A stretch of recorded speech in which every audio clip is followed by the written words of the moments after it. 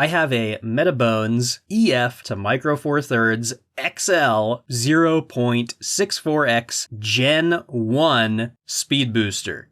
This video is specific to that model. Other models are similar to this, but are not identical. I'm going to show you how to adjust the infinity focus, which is very easy, and I'll also show you how to fully disassemble the optical elements for cleaning. Though I would highly discourage you from trying to clean the optics. Damaging just one of the optical elements can ruin your entire speed booster, and there's no way of replacing the elements. So don't follow the second part of this video unless you're willing to risk your whole speed booster. So adjusting the infinity focus is easy. These speed boosters should come from the factory perfectly calibrated, but these Gen 1 models are over 10 years old now, and it's very likely they've slightly drifted, and especially when you're using old vintage lenses, which might not be able to reach infinity or are overshooting infinity by a lot, which gives you a farther minimal focus distance. In my case, all my lenses were just barely not hitting infinity.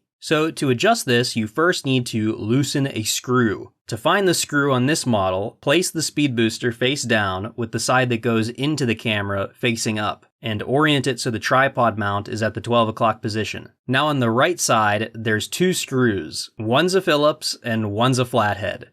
You want to loosen the Phillips one. This screw is also directly centered with the jog lever, so just use that as a guide. You don't need to unscrew this screw all the way, just loosen it enough so that way the inner optical group will begin to turn. But before you begin turning that inner lens assembly, you could make a mark so you know where it was originally. That way you know how much you've adjusted it, and it also lets you return back to where you were before you made any adjustments. And you should probably use like a marker that isn't black, like I was using. Now you can screw the entire lens assembly in or out. When you screw it counterclockwise, that will bring the infinity focus point closer. So if your lens has a hard infinity stop, but you can't quite reach it, then you're going to want to screw it counterclockwise just a little bit. If you want, you can adjust it a tiny bit at a time, retighten the set screw, and then test with a lens. For me though, I just turned the lens assembly counterclockwise until I couldn't turn it anymore. That means my infinity focus distance is now significantly closer than the infinity mark on the lens, and I'm losing a small amount of close focusing distance. But it does give me compatibility with a lot of lenses. I adapt my Nikon f-mount lenses to EF and then put them on the speed booster, and I have a feeling my little adapter shim might not be perfectly accurate with the infinity mark, but maybe it is, I don't know. In the future, I'll probably go and readjust this so the hard stop on my Nikon lens is perfectly accurate, because Nikon lenses are known to have very accurate infinity stops, whereas EF lenses are actually designed to overshoot infinity a little bit to account for temperature change. But for now, I have it way overshooting, so I have to manually go and ensure I have perfect infinity focus by zooming in and using peaking maybe. The autofocus seems to work perfectly and nails infinity no matter what, but that could be hit or miss depending on your lens. Now on to cleaning. And again, I really recommend that you don't do this. I had to take mine apart because I had this big speck of something inside of it somehow. I think this might have actually been a speck of the paint that's on the side of one of the lens elements. But if you really do want to do this and accept the risk of making your optics significantly worse, then continue watching. First of all, you need a soft surface to work on. You see my hard desk? Don't do this. Even though I have a cloth down, I should have just done this entirely on the carpet, on the floor, with a clean cloth over it. That way, if I were to have dropped a lens element accidentally, it would land on something soft. To begin, start screwing the lens assembly clockwise. This will move it away from where the camera would be. Eventually you can flip the speed booster over and start unscrewing it from the front so that way it doesn't fall out. Now when I took mine out the first time, it had some kind of red adhesive on it, keeping it screwed together. To loosen this, I simply put the whole lens assembly under some hot water and scraped it away with my fingernail. And eventually it got loose enough to where I could unscrew the housing holding in the elements.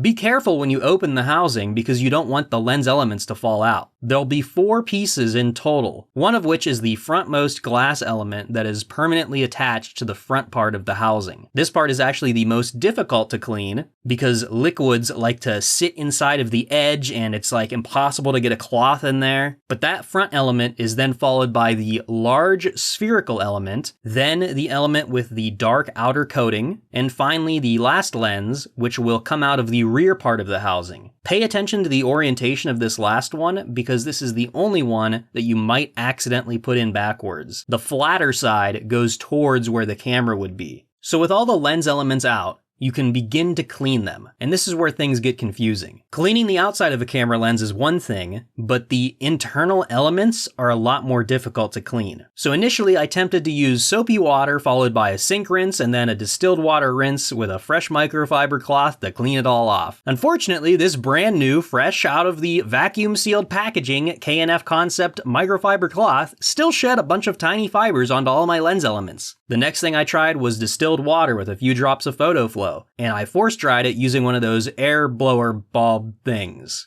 And sadly, this left noticeable drying residue, so this wasn't an option either. I pretty much made everything worse by trying to clean the speed booster, simply because I lack a dust-free environment and don't have the proper tools and methods to clean this, which is why, again, I highly recommend against doing this. Now, I tried a bunch of other stuff too, but if I went through everything that I tried, this video would be way too long. You may think, why not just use isopropyl alcohol? That should dry quickly without any residue and also remove dust and oils. Well, I can't get a clear answer on whether this is safe or not for the optical coatings in this specific lens. As far as I'm aware, most modern lenses have coatings that are not going to get damaged by alcohol, but the inner optical elements coatings are likely much more fragile. And if you didn't know, the coatings are what makes the speed booster so high quality. Damaging the coatings would make the performance significantly worse. I emailed Metabones asking about the weird lens aperture behavior I was talking about in last week's video, and they were able to provide a temporary solution for it and said they would fix it in a future firmware, but I also asked them if it was safe to use alcohol on any of the lens elements. And I had to ask this twice because they completely ignored that question in the initial response, but after asking the second time, the customer support rep said, and this is a direct quote, "Normally, we clean the optic by the lens cleaning cloths only or the optic cleaning fluid with the lens cleaning tissue." So basically I didn't get a real answer and I still don't know if alcohol is safe to use or not. So I decided to possibly sacrifice my speed booster,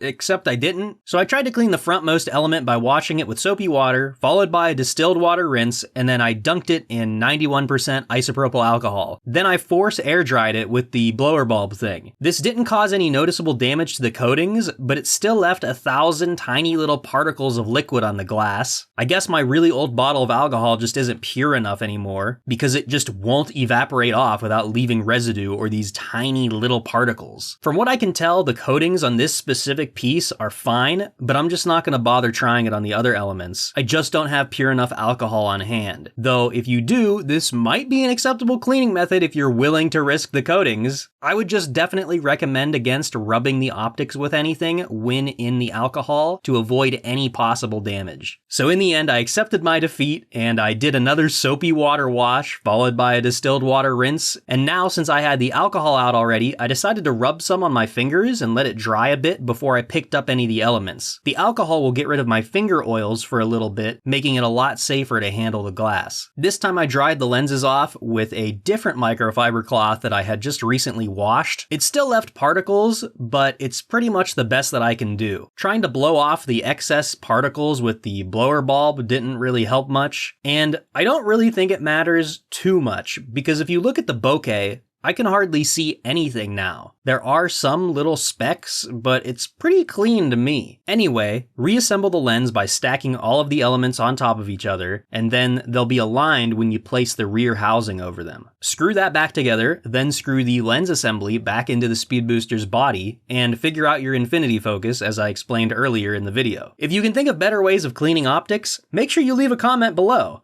And be sure to like this video, get subscribed, and I'll be back next week with a brand new video that isn't going to be about camera stuff.